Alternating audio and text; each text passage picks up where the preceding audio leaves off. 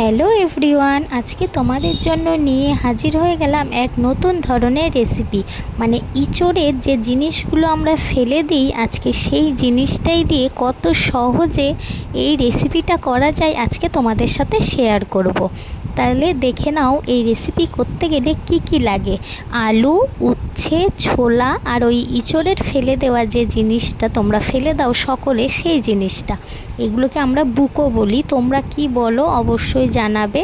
দেখো এরকম ছোট ছোট আকারে কেটে নিতে হবে। দেখো সম্পূর্ণ জিনিসটা আমি কেটে নিয়েছি ছোট ছোট টুকরো করে। আর ছোলাটা হচ্ছে আগের দিন ভিজিয়ে রেখে দিয়েছিলাম, ভালো মতো ভিজে গেছে।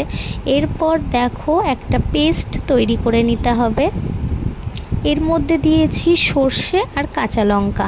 এরপর কড়াইয়ে তেল দিয়ে দিলাম। কড়াইয়ের তেল গরম হয়ে যাওয়ার পর দেখো একটু সম্বারের জন্য কালো জিরে দিয়ে দিলাম। এরপর যে এঁচড়ের এই জিনিসটা, সেটা হচ্ছে ভালো করে তেলের মধ্যে দিয়ে দিতে হবে। এবার স্বাদ মতো লবণ আর পরিমাণ মতো হলুদ দিয়ে ভালো করে ভাজা ভাজা করতে হবে। তবে একটু ঢেকেও দিতে হবে, একটু ঢেকে দিয়েছিলাম যাতে জিনিসটা একটু ঠিক মতো মজে আসে, তাই জন্য।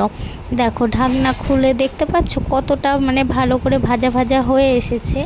এরপর এর মধ্যে দেখো একে একে সব আইটেমগুলো অ্যাড করে দিতে হবে। প্রথমে হচ্ছে উচ্ছেটা দিয়ে দিলাম। উচ্ছেটাও এবার একটু ভালো করে নাড়াচাড়া করে নেব। তা তোমরা কি এরকম রান্না কোনো দিন খেয়েছো? যদি কেউ খেয়ে থাকো অবশ্যই জানাবে। আর যদি কেউ কোনো দিন না খাও, তাহলে অবশ্যই এই রেসিপিটা দেখে একদিন অন্তত বানিও, দেখো কেমন লাগে।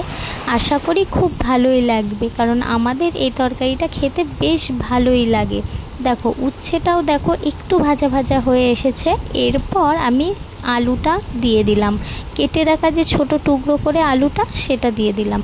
এবার এরপর দিয়ে দেব ছোলাটাও। এবার এটাকেও ভালো করে একটু নাড়াচাড়া করে নিতে হবে। একটু হলুদটা কম হয়েছিল বলে আবার একটু হলুদ আর একটু লবণ দিয়ে দিলাম।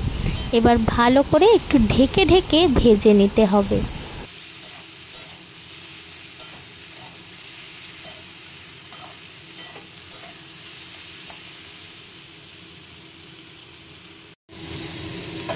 দেখো বললাম না একটু ঢেকে ঢেকে মানে ভাজতে হবে, দেখো তাই জন্য ঢেকেও দিলাম। এবার ঢাকনাটা সরিয়ে নিচ্ছি। সরিয়ে দেখো তোমরা দেখলেই বুঝে যাবে মানে কতটা জিনিসটা মজে এসেছে। দেখো আমার ভাজা পুরো কমপ্লিট।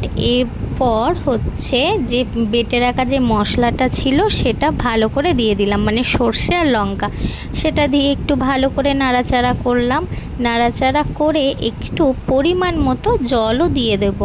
একটু পরিমাণ মতো জল দিয়ে দেখো একটু ভাজা ভাজা হয়েছে। এবারে পরিমাণ মতো একটু জল দিয়ে দিচ্ছি, মানে জিনিসটা আর একটু সিদ্ধ হওয়ার জন্য। এদিকে দেখো জল দেওয়াও কমপ্লিট হয়ে গেল। দেখো কমপ্লিট হয়ে গেল। এরপর ভালো করে কড়াইয়ের চারিপাশটা পরিষ্কার করে নিলাম। এবার ঢেকে দেখো এরপরই আমাদের এই রেসিপি সম্পূর্ণ রেডি হয়ে গেছে। দেখতে পাচ্ছ পুরো একদম মাখা মাখা টাইপের, মানে শুকনো শুকনো হবে তরকারিটা। মানে এটা হচ্ছে চচ্চড়ি, মেন যেটা হচ্ছে এটা হচ্ছে চচ্চড়ি। তা আমার এই ভিডিওটা তোমাদের কেমন লাগলো আর রেসিপিটা দেখতে কেমন লাগছে অবশ্যই জানিও। তাহলে আজকের মতন আসি, আবারও চলে আসবো নতুন ভিডিও নিয়ে। টাটা।